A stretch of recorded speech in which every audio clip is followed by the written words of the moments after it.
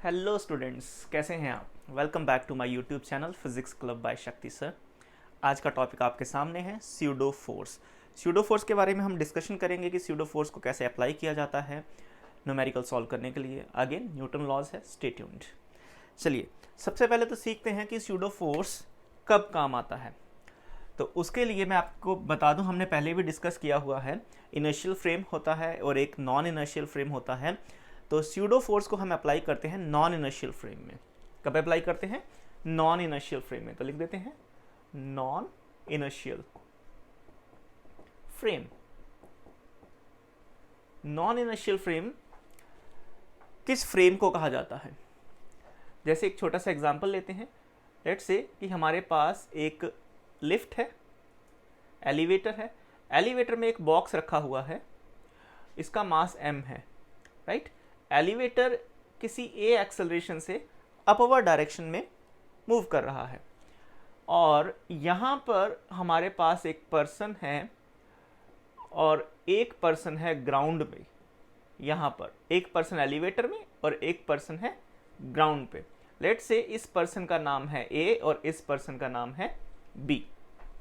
Okay, सो अगर person B इस block के लिए इक्वेशन लिखना चाहता है, न्यूटन सेकेंड लॉ की इक्वेशन लिखना चाहता है, तो हालांकि पर्सन जो B है वो ग्राउंड पे है, रेस्ट पर है, तो वो बड़े इजीली वो इक्वेशन लिख देगा।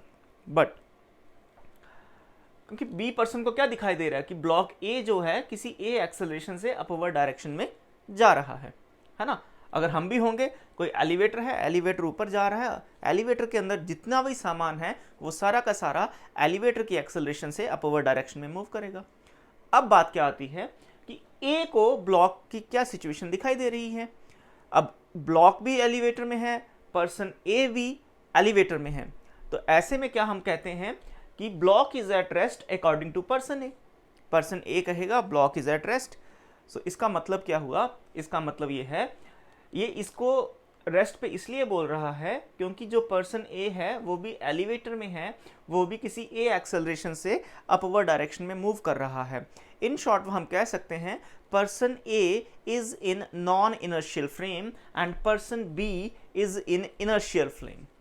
जो न्यूटन के लॉज हैं, न्यूटन का जो सेकेंड लॉ है वो इनर्शियल फ्रेम में ही अप्लाई होता है। वेल डिफाइंड इक्वेशन होती है, net force acting on object is equal to mass into acceleration. This equation is valid only from the inertial frame of references. But if we want to apply this equation from the non-inertial frame of reference, then we need a pseudo force. इस pseudo force की help से हम non inertial frame में भी बैठकर Newton के second law की equation को अप्लाई कर सकते हैं। ये बात होगी क्लियर कि स्यूडो फोर्स कब काम आता है? जब कोई ऑब्जर्वर न्यूटन की सेकंड इक्वेशन अप्लाई करना चाहता है, न्यूटन लॉ की सेकंड इक्वेशन अप्लाई करना चाहता है, न्यूमेरिकल सॉल्व करना चाहता है, और वो ऑब्जर्वर कहाँ पर है? ऑब्जर्वर एक ऐसे प्लेटफॉर्म पे है जो एक्सेलरेटिंग प्लेटफॉर्म है।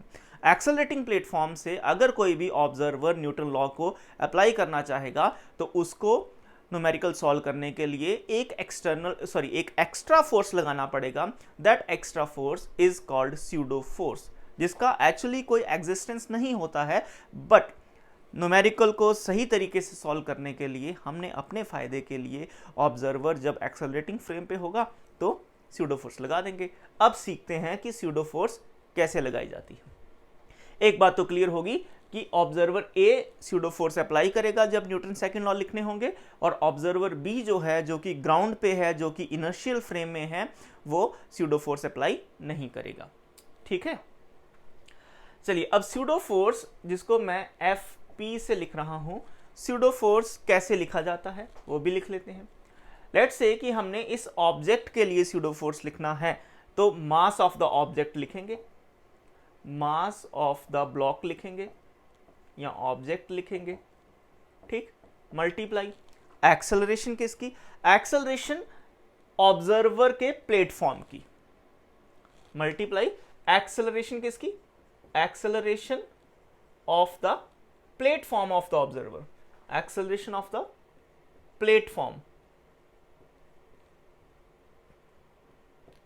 Platform of the observer. ये बात होगी करेक्ट। अब यहां पर क्या है, जो प्लेटफॉर्म ब्लॉक का है वही प्लेटफॉर्म ऑब्जर्वर ए का है, इसीलिए हम जब यहां पर लिखेंगे ना acceleration of the platform of the observer, तो यहां क्या लिखा जाएगा, ए ही लिखा जाएगा। मास कितना है, m है, तो मास इंटू एक्सेलरेशन हो गया। और क्या लिखा जाएगा, और बेटा इसके सामने नेगेटिव का साइन भी लिखा जाता है, अपोजिट इन द डायरेक्शन, कि जिस डायरेक्शन में एक्सेलरेशन होगी ऑब्जर्वर के प्लेटफॉर्म की, यहां पर ऑब्जर्वर का प्लेटफॉर्म कौन है, ये एलिवेटर है, ये एलिवेटर ऑब्जर्वर का प्लेटफॉर्म है, ठीक है। इसकी एक्सेलरेशन कौन सी डायरेक्शन में है, अपवर्ड डायरेक्शन में है, opposite to the direction of acceleration, opposite to the direction of acceleration, ये नेगेटिव साइन जो है ये अपोजिट डायरेक्शन को इंडिकेट करेगा। तो इस तरह से हम लिख देते हैं स्यूडो फोर्स को। जब भी कभी रिप्रेजेंट करना होगा तो माइनस साइन जो है वो डायरेक्शन, अपोजिट डायरेक्शन को इंडिकेट करेगा। चलिए यहां पर अगर मैं इस ब्लॉक पे शो करना चाहूं तो अकॉर्डिंग टू ऑब्जर्वर ए, और we can say that from the non inertial frame of reference, तो from non inertial frame,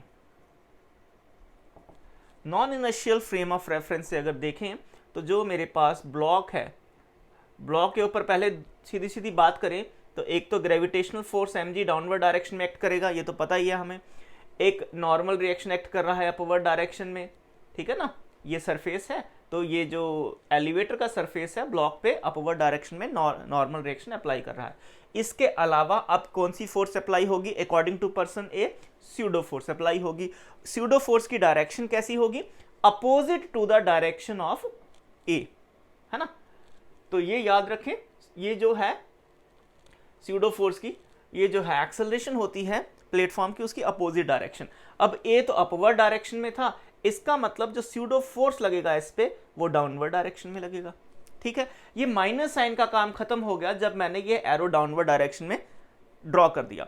minus sign यहां पर क्या बता रहा है, डायरेक्शन को बता रहा है।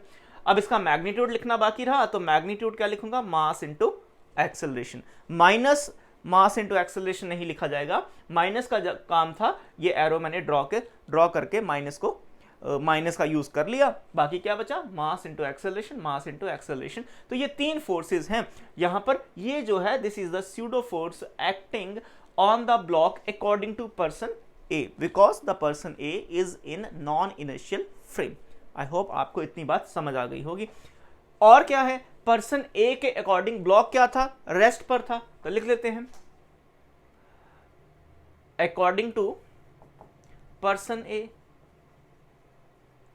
Person A block is at rest, block is at rest, ठीक है ना। तो ब्लॉक रेस्ट पे था, इसका मतलब ये जो इस पे तीन फोर्सेस हैं इनका रिजल्टेंट जीरो होना चाहिए। तो हम क्या लिखते हैं, total upward force equals to total downward force. जितनी ये फोर्स है उतनी ही अगर ये फोर्स हो जाएगी तो नेट फोर्स जीरो हो जाएगा, ठीक है ना, तभी तो ये रेस्ट पे रहेगा। तो क्या लिखा जाएगा, टोटल अपवर्ड फोर्स कितनी है, normal reaction, total downward force कितनी है, mg प्लस ma। तो इस तरह से आपके पास एक इक्वेशन आता है, बड़ा मजेदार इक्वेशन आ गया आपके सामने, ये है। क्लियर होगी बात कैसे अप्लाई किया जाएगा, ठीक है। तो इस तरह से हम स्यूडो फोर्स को अप्लाई करते हैं, इस तरह से स्यूडो फोर्स को अप्लाई करते हैं। अब एक छोटा सा और कॉन्सेप्ट बता देता हूं, क्योंकि ये जो मैंने बात लिखी है ये बहुत इंपॉर्टेंट है कि एक्सेलरेशन किसकी होती है, प्लेटफॉर्म की। किसके प्लेटफॉर्म की, जिस प्लेटफॉर्म पे कौन बैठा होता है, ऑब्जर्वर बैठा होता है। तो इसीलिए कभी कभी एक बहुत आसान सा सवाल जो है, आसान सा कॉन्सेप्ट जो है, एक बड़ा भयंकर रूप धारण कर लेता है, और वो भयंकर रूप जो है आपके सामने रिप्रेजेंट कर रहा हूं। मान लो कि एक आपके पास एक इस तरह से काट है, टायर है, ग्राउंड पे चल रहा है with some acceleration of 2a। कितना एक्सेलरेशन है इसका, 2a। इसके ऊपर एक छोटा सा हमने ब्लॉक रख दिया जी, इसका मास भी कुछ होगा, मैंने m मास ले लिया, ठीक है। इसी ग्राउंड पे एक और काट मूव कर रहा है, लेट्स से ये एक दूसरा काट है इसी ग्राउंड पे, ठीक, इस तरह से। इस पे एक पर्सन है जिसको ऑब्जर्वर बना देंगे हम। और ये जो ऑब्जर्वर ए है, ये जो काट है, ये with some acceleration a move कर रहा है। तो सवाल को भयंकर रूप अब मिल चुका है। आपसे क्या पूछा गया? आपसे पूछा गया कि बताओ अकॉर्डिंग टू ऑब्जर्वर ए इस ब्लॉक पे कितना स्यूडो फोर्स लगेगा। ये क्वेश्चन है।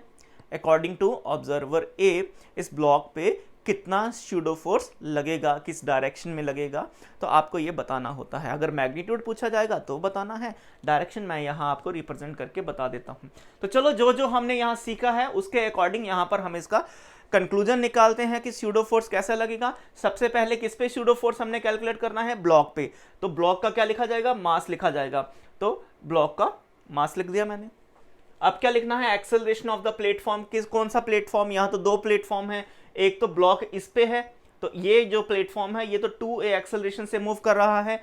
एक प्लेटफॉर्म पे ऑब्जर्वर है जो कि a एक्सेलरेशन से मूव कर रहा है। इन दोनों में से आप कौन सा प्लेटफॉर्म चूज करेंगे? जो कि यहां लिखा हुआ है acceleration of the platform of the observer. Observer का कौन सा प्लेटफॉर्म है? ये प्लेटफॉर्म है ऑब्जर्वर का। उसकी कितनी एक्सेलरेशन है? a एक्सेलरेशन है। तो यहां पर क्या लिखा जाएगा? a लिखा जाएगा। और क्या था? माइनस का साइन। माइनस का साइन क्या रिप्रेजेंट करता है? डायरेक्शन कैसी होनी चाहिए? अपोजिट डायरेक्शन होनी चाहिए to the acceleration of platform of the observer. कि ये जो एक्सेलरेशन की डायरेक्शन होगी इसके अपोजिट डायरेक्शन होनी चाहिए स्यूडो फोर्स की, है ना। तो स्यूडो फोर्स कैसा होना चाहिए? अपोजिट होना चाहिए इस एक्सेलरेशन के, ठीक है। तो इस पे स्यूडो फोर्स लगेगा इस डायरेक्शन में, क्योंकि एक्सेलरेशन अगर टूवर्ड्स राइट थी तो इस पे स्यूडो फोर्स कैसा लगेगा? टूवर्ड्स लेफ्ट लगेगा। बात क्लियर होगी? कितना मैग्नीट्यूड होगा? मास इनटू एक्सेलरेशन, ठीक है। कभी आपको इस तरह का सिचुएशन दिखे तो आपको अब तुरंत आंसर देना होता है कि ऐसी सिचुएशन से राइज हो रही हैं, तो कॉन्सेप्ट के अकॉर्डिंग इसका आंसर ये होना चाहिए। आगे बढ़ते हैं, देखते हैं कि कुछ बेसिक न्यूमेरिकल एग्जांपल्स। देखो जो अब हम न्यूमेरिकल डिस्कस कर रहे हैं उसमें ये सिचुएशन है, बहुत ही कॉमन सा न्यूमेरिकल है। एक वेज है हमारे पास और ये नीट में बहुत बारी आ भी चुका है, कॉमन है, पूछा जाता है, क्योंकि 11th क्लास के बच्चे के लिए ये सवाल पहली बारी आ रहा है, वो उसको पहली बारी देख रहा है, इसलिए उसके लिए कॉमन नहीं है, हम जैसे टीचर्स के लिए कॉमन है। तो ये एक वेज है, थीटा एंगल पे है, उस पे एक ब्लॉक रखा गया है, ब्लॉक का मास है m, ठीक है। इस वेज का मास है capital M।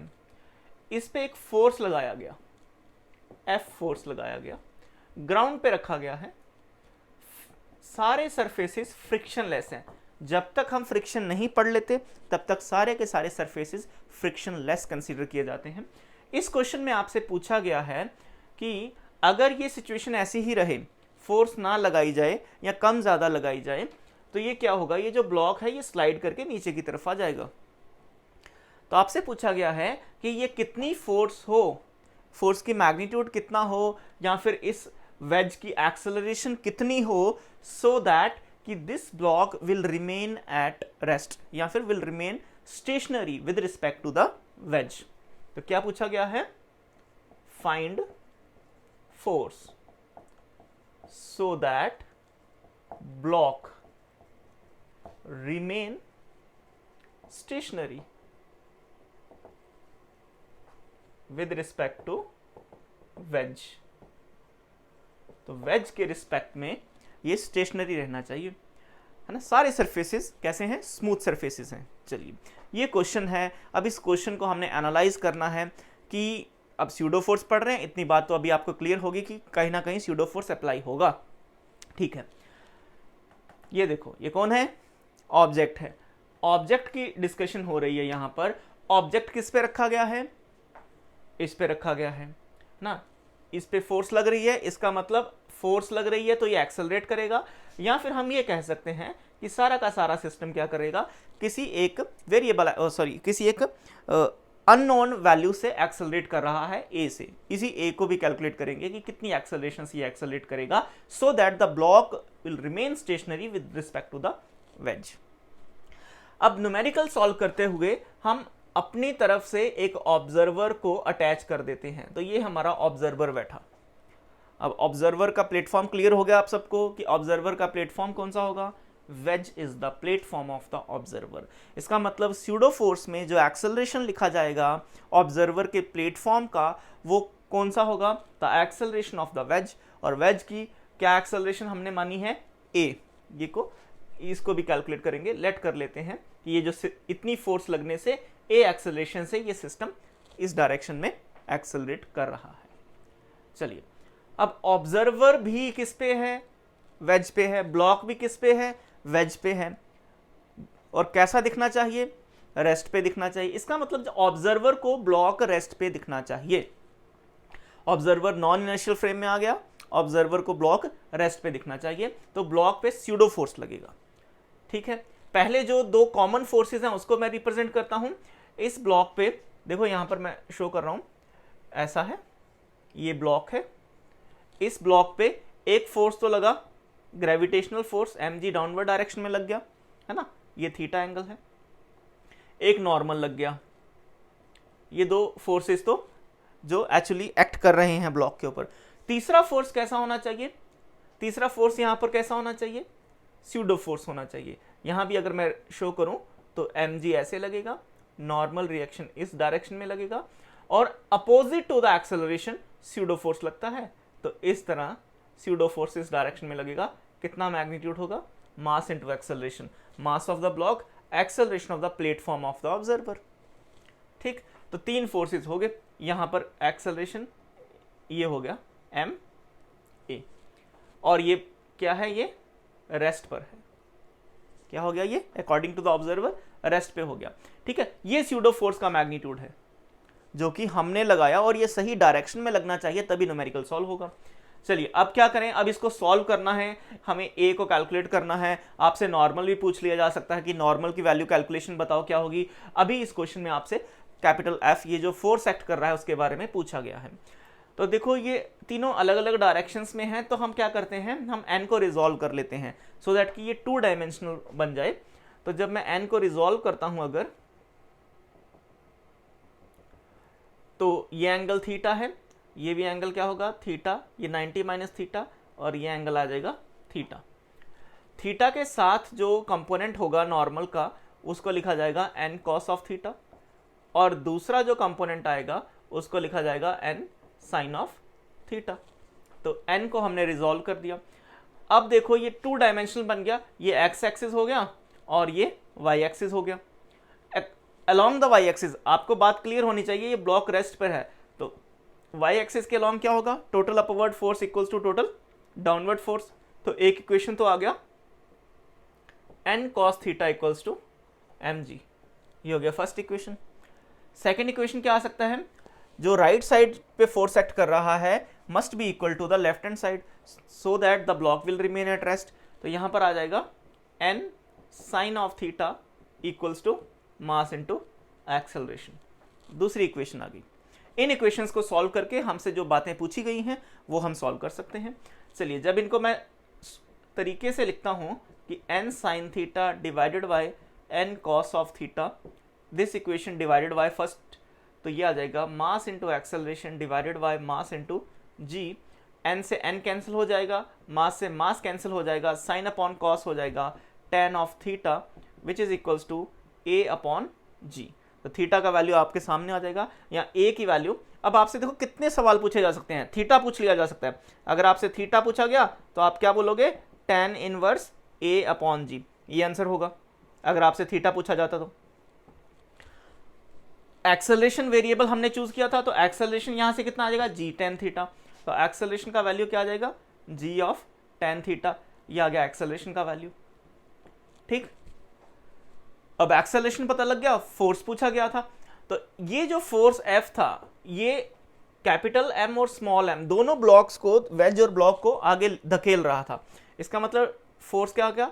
Total mass of the system multiply acceleration A का वैल्यू कितना है? जी टेन थीटा है, तो ए की जगह क्या लिख देंगे?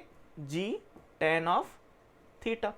ये फोर्स का वैल्यू आ गया जो रिक्वायर्ड को आपके पास आंसर मिलेगा। ये आंसर आ गया इस न्यूमेरिकल का। आपसे नॉर्मल भी पूछ लिया जा सकता है कि इस सिचुएशन में वेज ने ब्लॉक पे कितनी फोर्स लगा रहा है, वेज ब्लॉक पे कितनी फोर्स लगा रहा है? ये नॉर्मल फोर्स लगा रहा है। तो आप इनमें से कोई एक इक्वेशन चूज कर लीजिए, लेट्स से मैंने सेकंड इक्वेशन चूज कर ली, सेकंड इक्वेशन से मैं नॉर्मल कैलकुलेट कर लूंगा। देखो कैसे, ये होगा normal sine theta equals to mass into acceleration. Acceleration का वैल्यू कितना है, जी टेन थीटा, तो मैं लिख दूंगा जी टेन थीटा। नॉर्मल कितना हो जाएगा, normal into sine theta equals to m g. Tan theta को क्या लिखा जा सकता है, साइन इंटू कॉस, तो ये हो जाएगा sign theta divided by cos of theta. अब साइन थीटा से साइन थीटा कैंसिल हो जाएगा, ये साइन थीटा से ये साइन थीटा कैंसिल हो गया।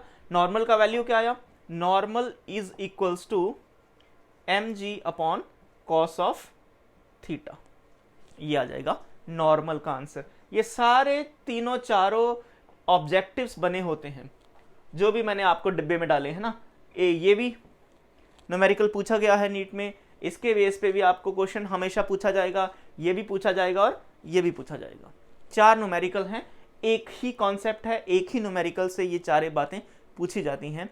तो आई होप कि आपको ये समझ आ गया होगा किस तरह से स्यूडो फोर्स अप्लाई करते हैं। बिल्कुल बेसिक न्यूमेरिकल है। इसी तरह का एक और न्यूमेरिकल है, उसको भी हम यहाँ पर देख लेते हैं। देखो जो नेक्स्ट क्वेश्चन है वो क्या है, हमारे पास इस तरह से एक सिचुएशन है